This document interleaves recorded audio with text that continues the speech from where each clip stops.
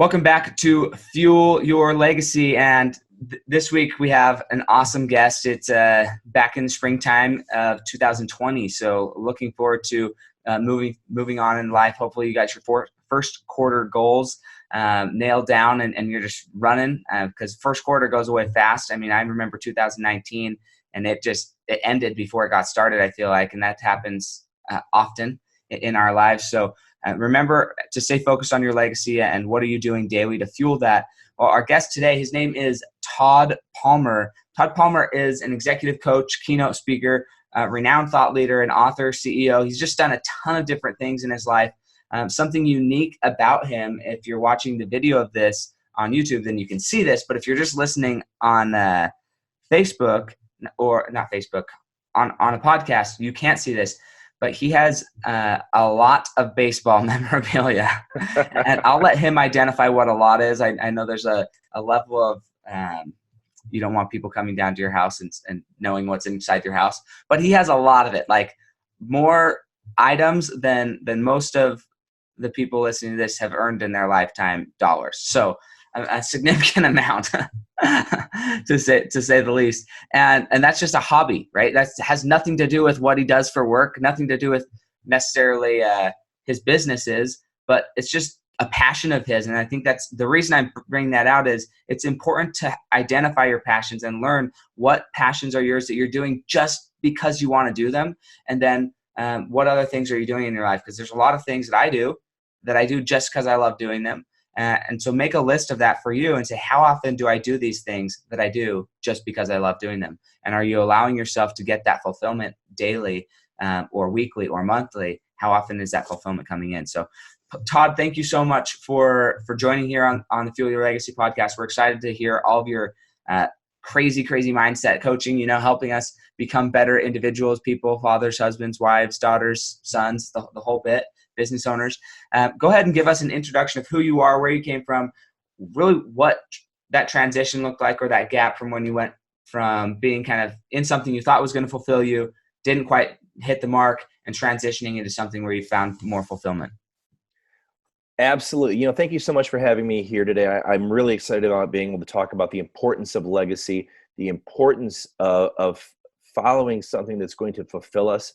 There's a big difference between the spike of happiness. We can have a piece of chocolate and feel pretty happy, but to create a life by design that has immense satisfaction by the time we're done here on earth is a very important thing to me. So I grew, kind of a quick beat down and dirty about me. I grew up on a farm in mid-Michigan. I went to a very small high school. I had 42 kids in my graduating class. One of my first big life decisions was I had an opportunity to go play Division III basketball or go to the local community college on a talent scholarship for writing and journalism because I thought I wanted to be a writer. I thought I was going to be a newspaper reporter because I really had a passion at the time for writing.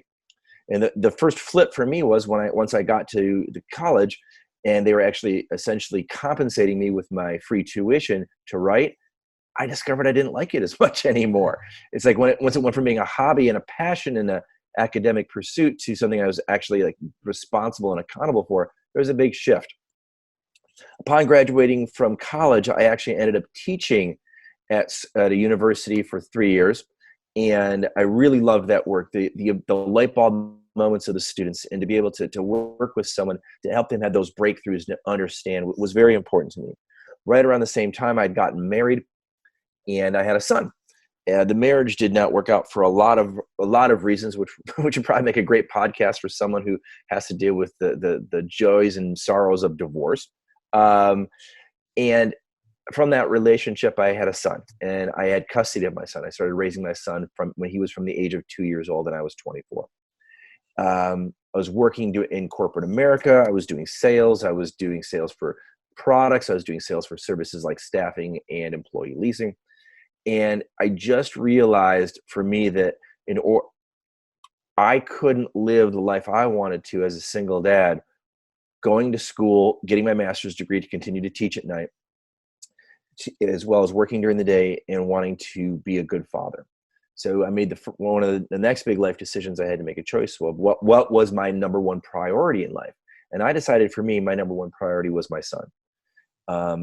which were then the epiphany off of that was I couldn't be a good corporate employee for me, because I wanted to be there for all those once in a lifetime moments, from the first soccer game to the first field trip at school.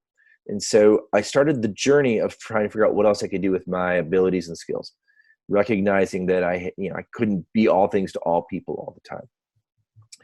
Around that time, entrepreneurship was just starting to get a little bit of traction in the world. Entrepreneur magazine was out, Inc. magazine was out, and I was a voracious reader, reading all these stories about these people started and bootstrapped their companies. And I knew at a time another group of people who had started and bootstrapped their company, and they were doing what I thought was very well. They went very high very quickly, and then ended up crashing because they were selling on price, and they didn't build any margin into the business, and they went out. But they had a very 3 to 4 year run that was really, I thought, from the outsider's perspective, very impressive. And I thought, like maybe people who are listening today, I identified that, well, if they can do that, I can do that. So I wrote a business plan. Business plan was for $140,000 to start a temporary help company in Metro Detroit. Took the plan around to the banks, and crazily enough, the bank said to me, well, let's say you're a single father, you just came out of a divorce, you have a ton of debt, and we are not going to loan you any money at all. And that was very humbling, but I just kept talking to people and networking and having conversations about it. And I went and had lunch with an ex-boss of mine who had done well. And he said, well, no, I'm not going to give you $140,000 either. Well, here's what I will do. I'm going to challenge you to come back to me and tell me what the bare number you need is to start your company, because I want to invest in you, the company secondary. And that was hugely empowering to get that message from a trusted older advisor to say, I believe in you. The plan is secondary. So I came back, asked for $15,000, and I started my company. It's a company called Diversified Industrial Staffing, and we provided temporary help in Metro Detroit. And I went into that industry because I had worked in the industry in the past, so I knew how to do it. And I saw gaps in the marketplace that I thought I could fill. And by day 72, we were profitable. So I gave myself about a 90-day window. By day 72, we turned a corner, started hiring employees, started growing and scaling the business, but not really knowing what I needed to know. Flash forward 9 years later, we're having some highs and some lows in that time frame, but basically doing okay. 2006 arrives. By September of that year, I was $600,000 in debt. I was 2 months away from running out of all of my money, including losing the house that my son and I lived in. I was deeply depressed. I was suffering from massive imposter syndrome because I thought I had to be all things to all people all the time. I had a toxic and dysfunctional culture in my organization. I had employees that I didn't believe in. They obviously, based on the poor performance of the company, I don't blame them. They didn't believe in me. And I hired a coach on a credit card, and we worked together. My mindset was awful. I was feeling very defeated by life. I was feeling very my self-criticism, the itty-bitty negative committee in my head was meeting on a daily basis telling me how awful I was doing, and I had a lot of mindset issues going through that. So we talked, we laid out a plan to turn around the company, and from that plan, I ended up having to make some difficult decisions because I had a breach of culture. I had a breach of trust within the organization. I didn't trust anyone who worked for me. So I walked in on September 9th of 2006, and I fired my entire company. So kind of to recap for the listener, I'm $600,000 in debt, 2 months away from running out of all my money, taking on the additional expense of a coach, and I fired everybody. Through a lot of work, through a lot of mindset shifting, such as every day I had to do 5 positive things because my mindset was so incredibly negative. And I had to report in every day to my coach. What did I do? Like day 3, I didn't report in. It's 5 o'clock, phone rings. Hey, so I didn't get your text. What'd you do today? Yeah, I didn't do anything. I didn't go in. And he read me the riot act. It's like, this is your business. You said you wanted to fix it. Don't waste my time. If you can't get out of bed by 9:05, you call me. That's my job. My job is to champion you through this. He goes, I told you if you work with me, we were going to turn this thing around. I told you would not fail. I can only do that work if you work with me. You've got to communicate. And I chose not to. So I did 5 positive things before going to bed that night and resumed the process. Started hiring people. Came up with the process to hire for DNA, not for resume. I was always hiring staffing industry people in the past. And I recognized that I had to shift how I did everything in the business. The coach was teaching me, don't just focus on revenue. You've got to focus on the margin business. just about that time, the recession kicks in, and we make the Inc. 5000 as one of America's fastest growing companies for the first of 6 times. So to go from being $600,000 in debt to making the Inc. 5000 6 times was not something I'd ever in my wildest dreams think would happen. And fast forward, we pay off all the debt. We find the inflection point in the marketplace where we have an increased demand and a diminished supply of people. We fill that gap in the center. In that filling of that gap, we're able to charge more to the customer for what we're doing, get paid faster, which pays off the debt quicker. And boom, there we go. We make the Inc. 5000, and it's something that it's just an incredible job. I had such a great team working with me at the time. People were all focused, going in the right direction. We were doing the 90-day plans. We were doing the annual planning. But about 5-6 years ago, it dawned on me, just because I could do something well didn't mean I had a true love and a passion for the work. And it's funny. It was kind of like the emperor has no clothes syndrome. My whole staff knew it before I admitted it to myself. And I put together a plan to exit the business. And now 2 years ago, I started Extraordinary Advisors, where I go around the globe telling people the story I just told your audience, and talking about how we have to work on our mindset first. To grow your organization, to grow your business, you have to grow yourself as a leader first. And now I've been fortunate. I've spoke in Toronto. I've spoken in South Africa. I've spoken in Monterrey, Mexico. I've spoken all around the United States, telling these stories about how entrepreneurs, there's a process to shift your mindset.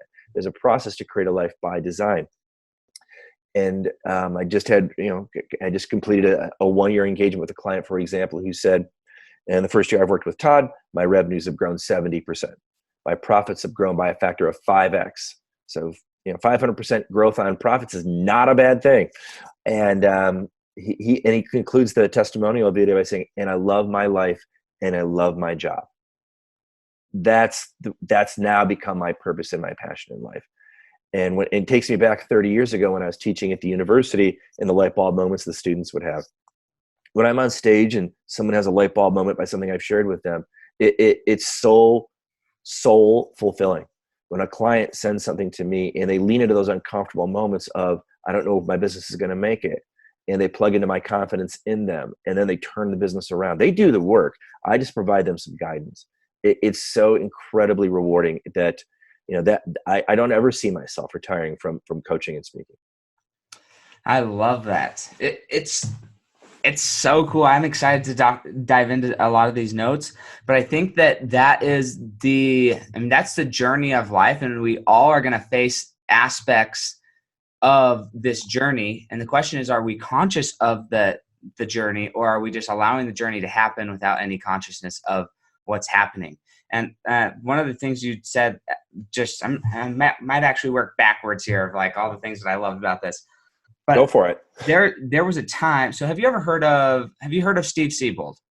I have not. Okay. So Steve Siebold, he has a book called The 177 Mental Toughness Secrets of the World Class. And if I remember correctly, his company actually had the contract with the Navy SEALs to do all the mental toughness coaching for them. Like he was the one who mentality coached the Navy SEALs. So for like 20 years, his company had that contract. But one of the things that in this book, he has like his thoughts on one of these 177 mental toughness secrets. And then he has an action step. One of the action steps is to go and ask 5 people who are closest to you, basically what they see are your greatest gifts, and why, what are the top 5 reasons that you are guaranteed to succeed as an individual? I love that. That's a great exercise. I've written this down. I will have this on my phone by the end of the day. Yeah. It's awesome. Anyways, I was just thinking, how often are we walking around our lives? We think we're good at something, we're succeeding, whatever. And the other people around us, either they're too scared to tell us because we're in a position of authority over them, or they just simply they don't want to derail us. They don't want to dissuade us from what we're doing. But really, everybody around you can recognize that you're not in your passion, and you have these very unique skills that if you just use those skills to serve more people, you'd be happier, because that's what really, like, they can see that that's what lights your heart on fire. They don't have to like be told it. They can see that when you're performing a few simple activities, that's what really gets you going. Everything else is the mundane stuff that you don't enjoy. But when you do those few activities, but we don't accept it ourselves because, like you said, we want to be the everything man. Well, I think it's important too that, so going back to the people you surround yourself with, I'm part of a group called EO, the Entrepreneurs Organization. I've got a forum that I've been on the same forum for 17 years. And when I told my forum mates that I was thinking of leaving the recruiting business and starting the coaching and advising business, they were all for it because they said, you're the best coach on our table. You've given us the most knowledge and give back and learning. And ultimately what we did an exercise so similar, like, again, I got to get the Siebold book, where we took a look at how did we define success in our 20s and 30s? And it was typically, and which is nothing wrong with this. And listen, I'm a capitalist first and foremost. I don't think anybody should work for free. But the piece became like, we used to define success as money, houses, wealth of a financial perspective. That was the definition of success. And then I saw a quote from Tony Robbins, and it shifted everything for me. So now my version of success, to tie into your point, is success is doing what I want, where I want, with whom I want to do it with, as often as I want to go do it. So if I'm, I've been working a lot with some students, and I've got a student that I worked with. He's signing his national letter of intent on Monday for baseball. He's got a 4-year guaranteed ride to get his education paid for.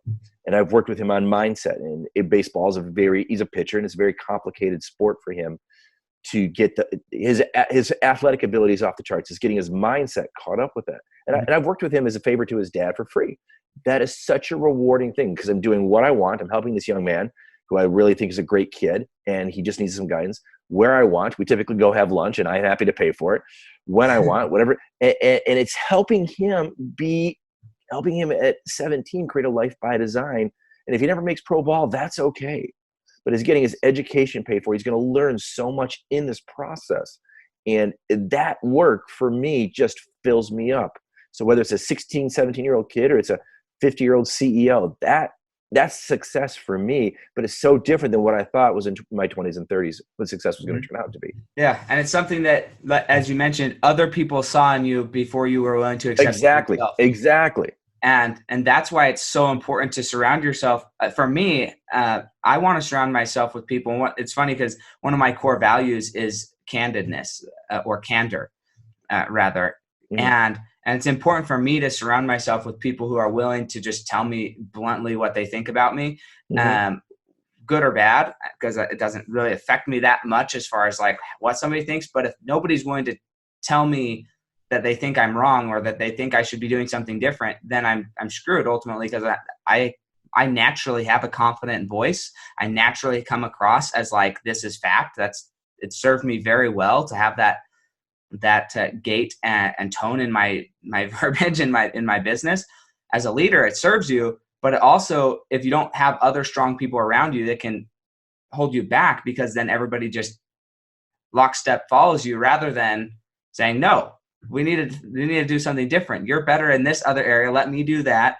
You go do what you're better at. And so I love that aspect of just finding people who are willing to recognize in you your giftedness, and encourage you to chase that sooner in your life. I think that's a really excellent point. I was just with a leadership team the other day, 10 leaders in the room, and the CEO had been really the alpha in the room, and was not letting his team do their jobs because he was just overpowering.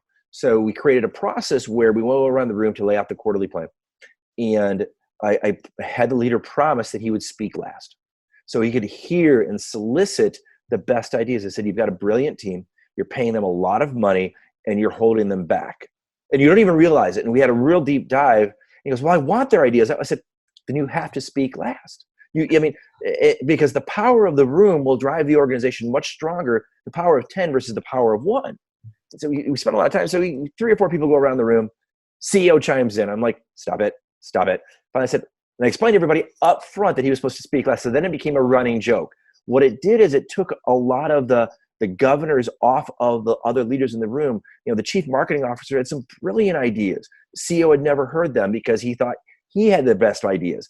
change the dynamic. The business, I think, is going to just take off like the hockey stick of growth, because the leader was able to subordinate his natural instinct to dominate the room, because he's usually the smartest one in the room. He got the power of everybody going for it because he agreed to speak last. And by the end of it, he was so thankful. He's like, oh my gosh, this is the best meeting we've ever had. People feel buoyant. They feel encouraged. They feel empowered. And he goes, basically, all I did was say yes to other ideas. He goes, because honestly, most of them were better than my ideas. Such a great opportunity for him to get that feedback from the room, that he could have a better organization with the power and the leadership of a bunch of people, not just having to rely on himself. Yeah, absolutely. I just know for myself, from a perspective of being the leader, I'm aware that I'm just pulling stuff out of my butt most of the time. Like, yeah, let's do this. And I just say it confidently, and people are like, okay, yeah, let's do it. And it's like, no, if that's not what we should be doing, tell me. But because nobody's offering any advice, so we just do it, and we either fail forward or we launch forward. But it's just a fascinating aspect of humanity where we have to balance that. And as a leader, if you're leading in your family, in your faith, and in your fitness, wherever you're leading currently, be aware that there's people who have ideas, there's people who have thoughts that are probably not being expressed because of, and I hate to use the word fear, but it is a little bit of fear of rejection at the very best. And at the very worst, their fear of losing their job or something a lot worse than that. I would say that there's an additional pink elephant in the room. It's that fear of criticism, that fear of being shut down. I mean, think about it from a small child's perspective. If the parent is constantly dumping on them, your ideas are terrible. Kids are naturally born with massive curiosity, and often the parents will crush that within the child, not even knowing it, thinking safety first. Good social protocols, good social behaviors. Then we do that as leaders with our teams, because we essentially have the final say. So we can. It's such an art to be able to let your team know that there is. You're free to share ideas. You're free to disagree, and there will be. And you don't have to worry about the fear of reprisal or the fear of being terminated, because ultimately we do control whether they stay or they go. The flip side, in today's economy, where there are 600,000 more manufacturing jobs, for example, than there are people to fill them, it really is a candidate market. So I'm trying to get employers to recognize, like, the number one reason someone leaves a company isn't money, isn't hours, it's you. It's the leader. The number one source of your next great employee are your current employees. So if you're a good leader, you buying in, and people are going to tell their friends, hey, I work at this place, I work at this place, come work with us. So the leader can shift so much by allowing that creative tension in the room to allow others to be able to express themselves, especially with millennials. God, I have to tell people this constantly. Millennials are part of their mindset, and part of how they were raised is they like to be part of a team. They need to be heard, but they realize that you ultimately have the final say, but they want their voice in the room. They want their voice on a decision. They recognize that someone else is going to ultimately have that decision, but they want to be heard. And they're willing to trade money for freedom and flexibility. So don't demand that millennial is the first one in, last one out, like they did in my generation. It doesn't work that way anymore. So I think there's a lot of different things that you're talking about today that can have wide cross appeal, ultimately for the leader to have a more enjoyable life by design. But the greatest thing the leader can do is build other leaders by teaching them they're part of a company by design. They're able to create titles by design. They're able to do a lot of different things under the surface so that they are enjoying the work they do. Because if they don't enjoy working for you, they're going to want to go someplace where they do enjoy the work and the people they work with. Yep, 100%, 100%. So moving back even farther into your story, because there's a few things that, again, these are key things, because there's so many people who are discounting their skills, they're discounting their passions, they're discounting what they're good at for a multiple of reasons. But in your story, I want to highlight just a few of them. One of them is that we have this opinion that a hobby and a passion, if we're being compensated for it, then it's no longer fun. Like, I don't understand that, honestly. Like, why is it that, like, what do you think is happening in somebody's mind that as soon they enjoy something, as soon as they're being compensated for it, they're like, yeah, this isn't worth getting paid for. I still love it, but it's not worth getting paid for. Like, why is it that when we have a demand on us and we have an expectation put on our hobby and passion, it's no longer fun? Well, I think part of it goes into, I think our brains need to have a certain place to go to relax. Hobbies are often those places. So as you mentioned earlier that, I have a large sports memorabilia collection, which I do. I've been asked multiple times, do I want to get into the sports memorabilia business? And I really don't. I love the hobby. I have a passion and a skill set for growing leaders, which has nothing to do with my hobby. So I think we, as multi-dimensional creatures on the earth, we can have lots of different hobbies, but I think we also have to figure out what is our zone of genius. My zone of genius is not autographs. My zone of genius is not baseball. I happen to enjoy it, but I think my zone of uniqueness is growing and helping leaders through my experiences and through some best practices to grow themselves and to grow their business. I enjoyed writing, but when I felt like when I had the freedoms of creativity removed, and I used to create my own stories at the high school newspaper. At the college newspaper, I was assigned stories and I just wasn't interested in them. I remember going back to even being a student, I did really well in the classes I was really interested in. The classes I just needed to get through to get out of school, I did the barest of minimum. So that's how my brain worked. No, I love that, because I think that there's a recognition there that maybe not everybody's conscious of, and that is that you can be good at a lot of things, you can love doing a lot of things, but ultimately that for me, it's almost like a sense of duty, I feel like, because you said your zone of genius, right? Yep. Sometimes you have a zone of genius that really isn't the thing that you receive the most fulfillment from. Right. But you recognize that this is a gift that you've been given, really with the purpose to share it with the world. And so it's almost like a duty to share that gift with the world and fully express that while still having other areas. And then you grow to have fun doing your zone of genius. I think there's some truth in that. It's interesting. So we're talking about athletes before we got on the broadcast. In Detroit, we've got Barry Sanders and Calvin Johnson, both excellent football players. What they talk about now that they both retired really early, they had many years left in their bodies to give to the game. They're saying, yeah, I enjoyed playing the game. I had an ability and a skill set that compensated me well, but I never loved playing the game. And I don't like being defined as just a football player. I want to do more with myself. Where you get other guys who, so I still play competitive baseball around the country. I play in Michigan, I play in Florida, I play in Phoenix. And there are guys who love the game, who are passionate about the game and do not have any ability to play the game. They just have no ability, and they don't have that gift. I think we all have gifts, and I think part of it is to figure out what our gift is. I've got friends who are excellent guitar players, and then I know people who are excellent musicians. There is a gap in their skill set. There's a gap in what the marketplace will pay them for. And it's getting them to understand there's nothing wrong to recognizing that self-awareness comes into play. Hey, I love to play the guitar. And if someone wants to pay me to play 12 hours a day, I'd be happy to. The reality is, nobody wants to pay me 12 hours a day to play the guitar. Where this other guy he's a virtuoso. Now, if you have a virtuoso with a passion for the hobby, a passion for the guitar, passion for business. I mean, I know serial entrepreneurs. Richard Branson owns 50, 60 companies. He loves owning businesses. What he doesn't love is he doesn't love operating the business. So again, it's that, where's your zone of genius? Where's your unique contribution to the earth? And if you have a skill that you really love, but nobody really wants to pay you for it, you might want to recognize that's a great hobby and a great passion, but it's not something that you're going to be able to feed your family on. Yeah. No. So now we're going to go one step further here, because I love where this is going.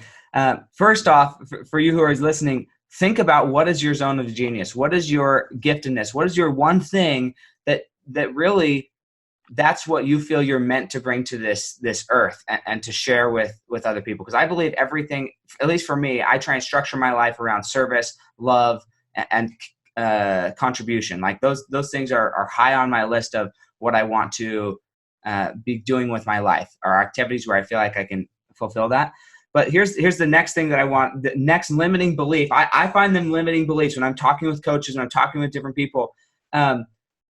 You were a teacher at college and you liked being a teacher, you liked seeing the light bulb go off. I love that. I was one of my highest, well, it was funny because I was at a retreat a few months back, and they asked us to write down a list of stuff that fulfills us. So I'm going to read a few things that fulfill me. And it was funny because if we contrast this list with my wife's list, I'm doing things that fulfill me almost every day. At least everything on this list happens once a month, if not more often.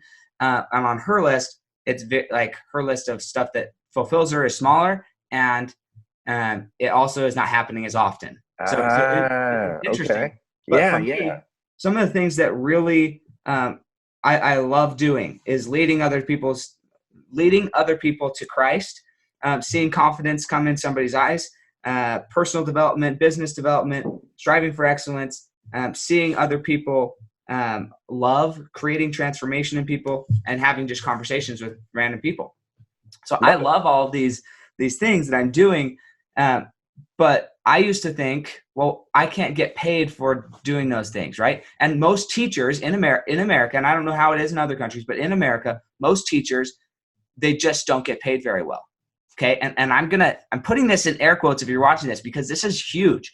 People think that their skill set, maybe they like playing the guitar 10 hours a day or 12 hours a day, and so they think, oh, nobody's going to pay me for it. And I would at least challenge it. Now, I'm not saying you have to go this route, but guess what? In my opinion, Todd is doing nothing more now than he was back then. He's still teaching people. The question is, where are you trying to employ your giftedness or your talent or your passion? Agreed. What's the venue that you're trying to do it? I have clients who are teachers, and they teach at a high school or a grade school, and they get paid $30,000-$40,000 a year. I mean, it's just like not very much. Then I have clients who are teaching the same exact content, but they're doing it in an online forum, and they're teaching more students at once, getting paid $100,000+ a year. And the difference is, where are you employing your skill? So maybe it's dancing. Maybe it's being a chef. I had a guest on my podcast a while back who's a chef who rose in the ranks in the hospital and hotel industry, wasn't getting paid what he wanted to get paid, stepped out of that, became just a consultant chef who would come in to an organization and reorganize the chef world in that organization, the food world, cafeteria area, whatever, restaurant, and then he would move. So he was now a consultant chef rather than a salaried chef, and 10 times his income, right? So it's these smaller things. Is where are you actually choosing to employ your giftedness rather than, oh, I can't make money at this, I got to go find something else. No, find out where you can employ it that's really going to give you the return that fits with your lifestyle. Right. One of my favorite speakers in the last 10 years is a guy named David Rendell, and he has a book called The Freak Factor. And his whole themology is we often don't recognize the things that we get criticism for are really our unique ability. And his tagline is, what's weird makes you wonderful. And he talks about, he's 6'7", so he's tall wherever he goes. He can't hide himself, right? And people think, wow, there's a lot of advantages to being tall. And then he talks about the disadvantages of being tall. And part of his speech moves into talking about how he was guided by his at his high school and college, or his high school and his elementary school. And he goes, I was told I talk too much, I have too many opinions, and I can't sit still as a kid. So those became my limiting beliefs. Now, as an adult, I get paid to talk, I get paid to move around, and I get paid to share opinions, and I make a great living.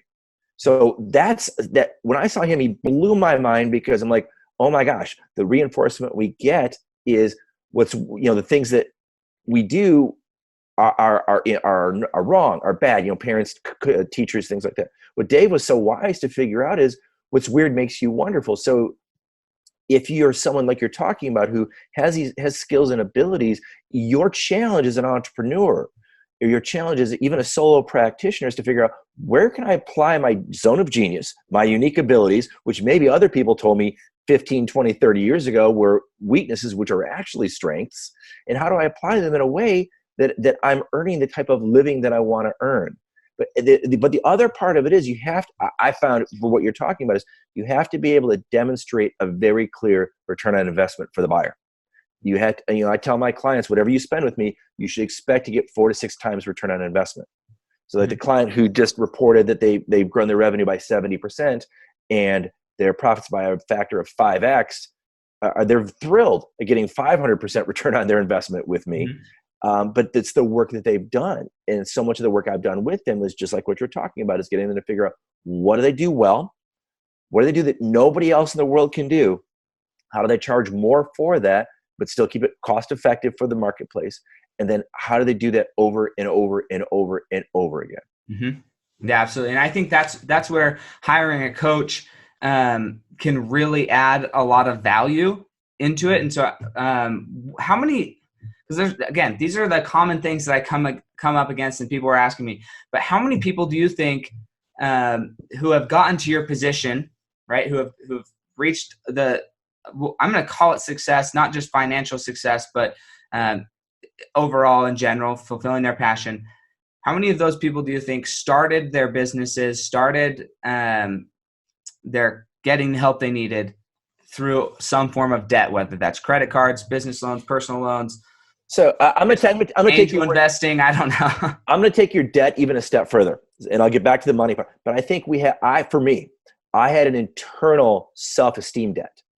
I had to prove to the world I could do this. I had to prove I was chasing a ghost. I have a client who recently shared with me that, we finally broke him down to get him say, so why are you still so unhappy? I just wanted to prove, I wanted to prove to my dad that I'm a success. I said, awesome. Let's set up a call with your dad and we can talk about it. Because my dad's been gone for 15 years. Like, wow. So he's now dealing with the ghost. So we have an internal debt.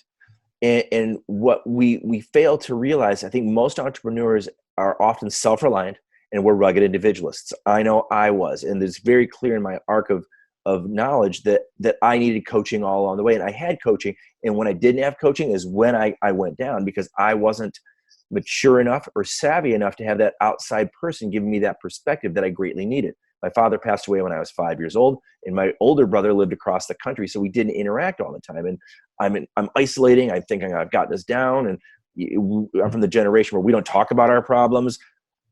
Anybody listening, talk about your problems. There's a community of people out there that will listen. So I created my own debt. So it's almost as if when you talk about the debt question, so I think we have an internal debt. We have an external debt we give to others. So if you've never seen anybody who's had battles with drugs and alcohol, they have to hit what they call bottom in order to get help. And the first step is to ask for help.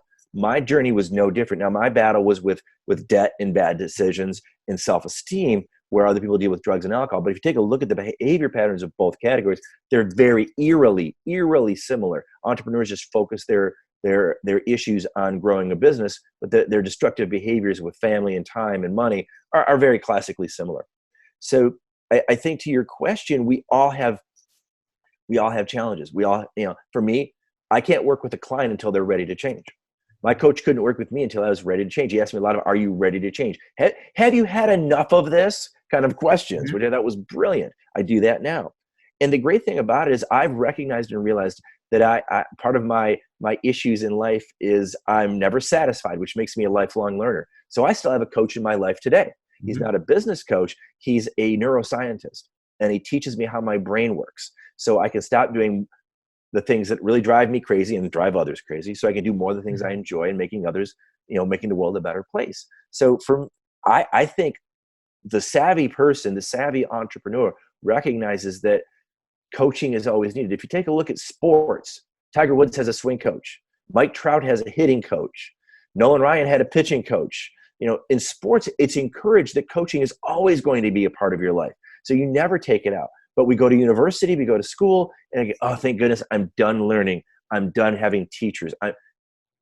I'm a big believer that we always have to have either peer-to-peer learning, like in an EO, coaching, like the services I provide, or maybe you provide, that close, tight network of mastermind groups.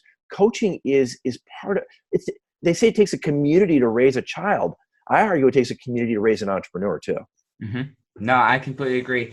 So, you got a little bit into this, but I would love for you to share even more in detail. But how is what are the parallels between entrepreneurial mindset and the 12-step recovery program? That's no one's ever really asked me that. And I certainly want to preface it by saying I'm not a licensed counselor. I have personally never been through a 12-step program. But I have clients that have. I have people intimately in my life who have. So I'm going to kind of do my best to answer the question, but I want to make sure that people don't call me, reach me out on my website. Hey, I need help with drugs and alcohol. That's not my area of expertise. So if you take a look at the entrepreneurial mindset as well as the mindset of someone who's got a substance challenge, typically there's a I'm not good enough mindset attached. So they take the drugs and the alcohol to numb the feelings, numb the pain, and it create a different version of themselves. A lot of entrepreneurs start a business to prove something to themselves because they feel deficient. They feel deficient either internally or they feel deficient in the messages they received from childhood and how they behaved. Then those deficiencies then create behaviors. Those behaviors then exhibit themselves in some things that worked well. So, hey, when I was in college, I'd go out and drink and I had a great time. When I'm in my 40s, I go out and drink and I feel like I'm going to die and I'm really mean to people. So a behavior maybe worked for them at one point socially, but then it became too much and it didn't work for them socially. Same with entrepreneurship. I'm a rugged individual, so I've grown my business. I'm self-reliant. I've taken it from 300,000 to 900,000. I've reached a ceiling of complexity. Well, I'm just going to keep doing the same things I did at 300,000 at 900,000. It doesn't work. The business is different. Maybe you were building yourself a job. Now you're building yourself a company. And I've had clients say to me, I want to be on the Inc. 5,000 6 times like you were. I said, that's a great goal, but that wasn't why I did what I did. And getting them to understand why they do what they do. And a lot of times, why entrepreneurs do what they do is to feed something and to fill something within inside of themselves. Just like the addict who's wanting to feed and fill something within inside of themselves. So part of it is to recognize those both categories have fear and self-doubt. And often that self-doubt turns into self-loathing, depending on where they are in the journey. And a lot of entrepreneurs suffer from imposter syndrome. I did. You walk into a room of other entrepreneurs and other successful people deemed by society, and you feel like, why I'm not worthy. I don't belong here. I don't want to be a part of a club that would have me in it. People with drug and alcoholic dependencies feel like I'm not worthy. I'm letting my family down. They don't know. They think they're hiding it. It's like I thought I was hiding some of my things. There are a lot of the traits and the behaviors are exhibited. The underlying algorithm for techies, the underlying algorithm is the same. They're just exhibited differently. So I always tell people like this, that I had to hit bottom in order to change. And people say, well, I want you to come in and change my company and change my leadership team. I can't do that. I have to work with the leader and the entrepreneur. They have to work on changing themselves and how they approach their team, how they approach their business, and how they contribute to it. No different than the drug addict or the alcoholic who says, yeah, it's my family that screwed up. I'm fine. Yep. No, exactly. With my clients, when I work with them on a financial basis, they're like, I just want to talk about money. I'm not talking about money like almost ever. 95% of what I do with my clients has nothing to do with money. It has everything to do with your legacy. How do you want to be remembered? What are your core values? How do you receive fulfillment? Once we identify some of these base foundational principles, then then all the confusion about the money concept, where you're putting your money, I've had a few clients now where you sit down with them and they just are unaware of where their money's going. You ask them, okay, well, let's track this penny by penny. And it turns out they're spending hundreds of dollars on fast food, snacks, drinks, whatever. One of my clients over $1,000 on fast food eating out. Wow. It's like, I have no problem. Like whatever you feel fulfills you, do it, right? I'm not here to tell you whether it's good or bad, but I am going to challenge you and ask you, is it serving your legacy? Is it serving your core values? And does it really give you fulfillment? If the answer is none of those, then what are we doing? And then allow them to choose how they want to continue moving forward. But all of that has to start with, again, who you are, what's your mindset, all these things, and has nothing to do with the actual manifestation of the activities, the money spending habits. It has to do with the indecision about who you want to become and what you want to leave. I think that's brilliant. I love the fulfillment question because so many entrepreneurs say, I just want to be happy. I used to say, I just want to be happy. It's part of the generation, go to school, get married, start a family, get a great career, and just be happy. Was kind of that was how my family believed, and that was the drilled into me. Talking to my current coach, and I was very frustrated one day, and he's like, "So here, I have a prescription for happiness. Eat chocolate and then go to the gym, because the spike of dopamine is the only way you're going to be happy." And he goes, they actually, and he told me the story about how they did it with lab rats and how they just spiked them with dopamine, and it made them absolutely insane. He goes, and he challenged me. It's become a platform for what I do now. Swap out happiness for satisfaction, because satisfaction is a journey. Satisfaction is the hero's journey. And when you look at your legacy, when you look back on your life, the only thing we take with us are our memories. We can have all the money in the world, but we can't cheat death. It's not going to buy us out of it. Didn't work for Steve Jobs. It's not going to work for me. Mm-hmm. But what is our satisfaction? And if you take a look at the baby steps through the start of something to the end of the journey of a satisfying experience, there are highs and lows. It is the hero's journey, where if we're just focused on just being happy all the time, we're going to live a massive sense of disappointment. And if our only measure of having a successful life is cash is a byproduct of other activities. So I think your question of fulfillment is spot on. Yeah. Well, thank you. I think so too. That's why I ask it. But I just have loved having you on having you as a guest on the podcast. If we wanted to connect with you, reach out and look for maybe coaching or a conversation, where's the best place to connect with you? Is it on social media, website? Where's the best place to get a hold of you? The best place to get a hold of me is actually on my website. And I love the whole theme of the show of legacy, because I'm really in a legacy play in my life. Most entrepreneurs, I think, start their business, like we've talked about for a while, to satisfy something within inside of themselves, to prove to something or to someone or someone else that they can do something. For me, being an extraordinary advisor is my legacy. I've written one book.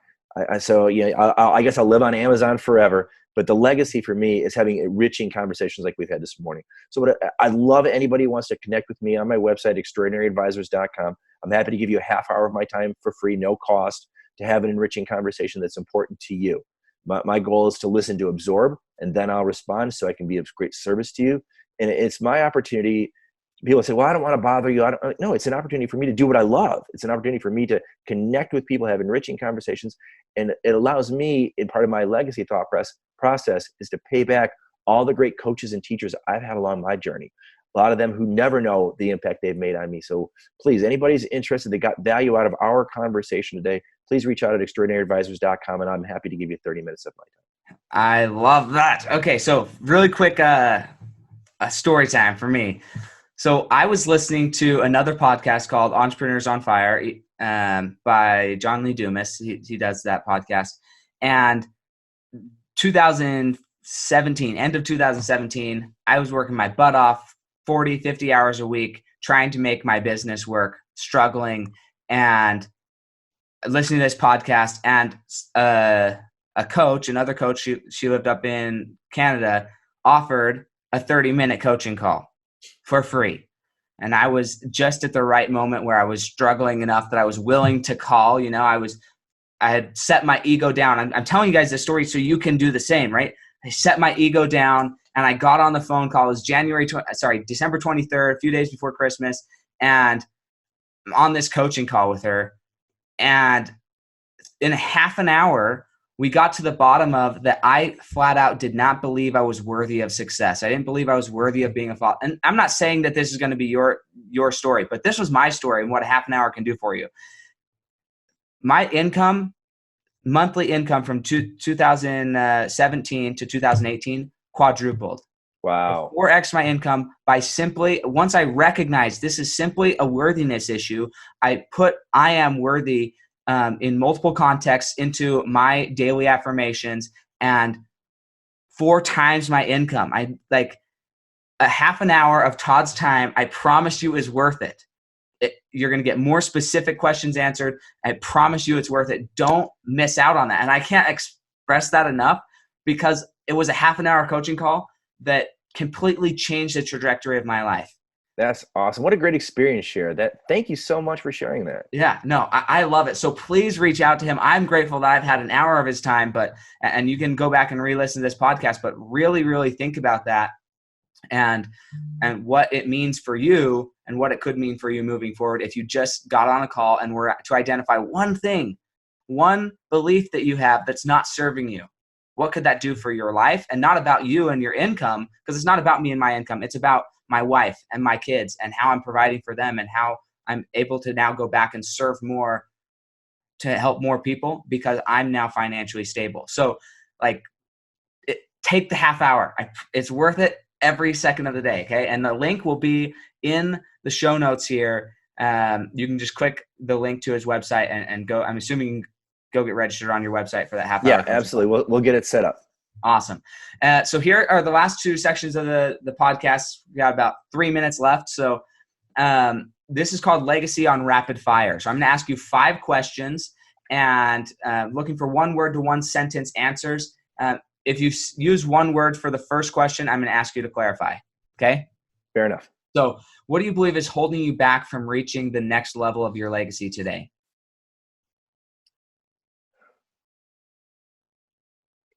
I think the thing holding me back right now is a lack of awareness in the marketplace of what I'm able to deliver. I love that. Okay. And what is the hardest thing you've ever accomplished in your life? Oh my gosh. I think the hardest thing personally, and I don't think I've ever shared this on a podcast, is the 3-year custody battle that I fought by myself as a attorney in pro per to get custody of my son is by far my life's biggest accomplishment. That's cool. So that's what was going to be the next question is what's your greatest success at this point in your life? Getting custody of my son, raising a great young man. He's a 28-year-old accountant now from a personal perspective. And I think my greatest business success isn't being on the Inc. 5000 6 times. It's honoring my commitments to others and paying that $600,000 in debt. Yeah. See, that's so cool. It comes back to what are the values, what are the core things, and about an individual and integrity. And that's the great success is when you're getting the satisfaction and fulfillment of keeping your word. It's not what you build. It's about who have you as an individual become. It's these small distinctions, I promise you, that are separating the people who are leading the world from the people who are following in the world is the small distinctions of how they identify themselves and their inner values and who they've chosen to be. So next question is, what is one of your secrets do you believe contributes most to your success? I think really one of my biggest secrets is getting rid of the word expectation and replacing it with the word intention. Fantastic. And what are 2 or 3 books that you would recommend to the Fuel Your Legacy audience? Okay. So for me, I'll give you a couple. I mentioned one earlier, Freak Factor from David Rendell. It really helps you figure out who your uniqueness is to the world. And it may not be what you think, which I was really blown away by. One of the most pivotal books that I ever read for just pure business was Good to Great by Jim Collins. And the stories in there, I use his Stockdale Paradox story when I speak to audiences. And the last one, now I've listened to this book now almost 5 times on Audible. I've known it for less than 2 years. It's called The Book. The book is, in fact, I've got it right here. It's the Subtle Art of Not Giving a Blank by Mark Manson. And what I like about that book is it really helps reframe your mindset around every aspect of life. He talks about dating. He talks about kids. He talks about himself. He talks about business. And always driving, like your show's talking about today, is what legacy do you want to have? How do you want to show up in the world, and how do you want to be seen? And how is it that you can be exactly who you want to be and be okay with yourself at the same time? Mm-hmm. Yeah, no, maybe I'll get that book for my wife. It's powerful. Okay. We did a mastermind leadership retreat just based around that book. That's awesome. And it's giving yourself that for such a permission. And while it's got a lot of blue language in it, I find his humor to be incredibly funny. So it takes a lot to offend me. But I like he tells us the story of the band Metallica and how their original guitarist, Dave Mustaine, who then went on to find a very successful hard rock band, was still very jealous of not being in Metallica anymore. And he compared that, he created a band called Megadeth. Then he went and talked about Pete Best, who was the Beatles drummer before Ringo Starr, and how they threw him out of the band before their first album, and how he had gone through a journey and how he had made peace with that choice, and how he was now living his life and didn't have jealousy for the 4 Beatles. He goes, and it kind of came out, he goes, I have enough money to live my life comfortably. I can walk down the street. Paul McCartney can't. Yeah, it's so true. Like looking at the freedom of like what you actually have. Where Dave Mustaine was complaining about, I could have been, I could have been in the biggest band in the world, and you threw me out, and you didn't let me do this, and you didn't, he had an alcohol issue. Uh-huh. And he started Megadeth, which has sold 20, 30 million albums. It's not like nobody's ever heard of him, but he still had that weird jealousy and issues with something where Pete Best is like, life is good. Yeah, that's funny. It's perception, man. Everything's perception. Okay, here's my favorite question. So I save it for last. I love it when it's a surprise for people on the show. But we're going to pretend that you're dead now. Okay. And you are able to come back in whatever form you believe in, right? And view your great grandchildren sitting around a table discussing your life. So this is 6 generations, about 200 years from now. Okay. Discussing your legacy and your life, Todd. I want to know, what do you want your great grandchildren to be saying about your legacy and your life and what you brought to the earth?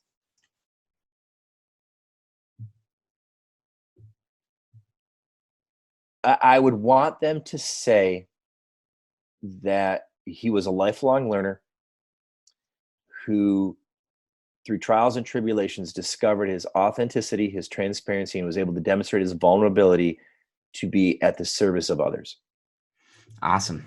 And if you've been listening to this podcast, which hopefully you didn't just skip to the end, but I think that is in absolute alignment with who Todd is. It took him a while sometimes to get there throughout his life to really identify that. But as soon as he has identified it, he's been living that, and he's helping other people live the same. So that is, I love that when it's in alignment. Sometimes people answer that and it's not in alignment with the whole podcast. It's like, okay, well, you got some work to do then. Absolutely. It's so important. It's human beings. I've discovered you can be a great speaker and not connect with your audience because parts of them don't believe that your behaviors, your energies, and your message are out of alignment with how you come across. So I may not be the world's greatest speaker, but I want people to feel that they're getting the real deal, and people are my clients are getting a real experience versus just a bunch of catchphrases and a bunch of polish and a bunch of sometimes even shock value. Like this is, I was literally $600,000 in debt. I literally fired all of my employees. I was literally a single parent who fought for custody for 3 years. And I'm doing more than just fine. Yeah, exactly. And you're, and even financially, that's one area, but like you're really happy, satisfied, fulfilled. And you can see that. You can see when somebody's completely relaxed and zero stress in their life. Sure. External. I mean, we always have a level of stress that we put on ourselves so we can continue to produce and excel and grow, which is kind of the lifelong learner thing. We're conscious that we don't know everything yet, which is a good thing. But it's not like we're feeling depressed or anxious about the future because that's taken care of. Now it's just pure creation mode. So I love it. Yeah, exactly. Cool. Well, thank you so much. And definitely, again, go check out his website. Take advantage of the free 30-minute. I hate to say free. I just hate the word free because people don't value it as much. This is life-changing. And if it could quadruple your income, if it could double your income, if it could help you sleep an extra hour at night because you have a little bit more peace in your life, what is that worth to you? It's not free because the cost of not doing it is all of that time, all that pain that you are in not knowing. Right. Well, very well said, sir. Very well said. Okay. Anyways, I'll get off my soapbox. I'm super grateful for you, Todd. Thank you so much for having me today. I had a great time. Yeah, thank you. And we'll catch you guys next time on Fuel Your Legacy.